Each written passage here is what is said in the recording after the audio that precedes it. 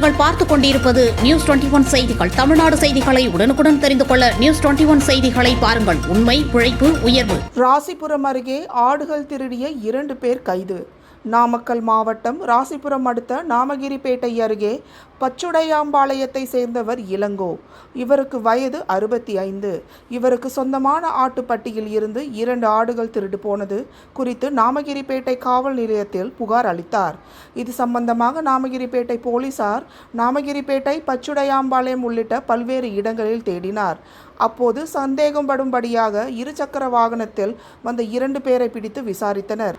விசாரணையில் இளங்கோவின் ஆட்டுப்பண்ணையில் இருந்து 2 ஆடுகள் திருடியதும், அவர்கள் மெட்டாலா பகுதி இரங்காத்துப்பள்ளம் சங்கரின் மகன் குமரேசன் என்பதும், மற்றொருவர் கொல்லிமலை பகுதி வில்லாத்துக்காடு அரபுலி மகன் விஜயகுமார் என்பதும் தெரிய வந்தது.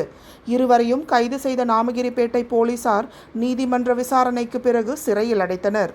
நியூஸ் 21 செய்திகளுக்காக நாமக்கல் மாவட்ட செய்தியாளர் ஸ்ரீனிவாசன்.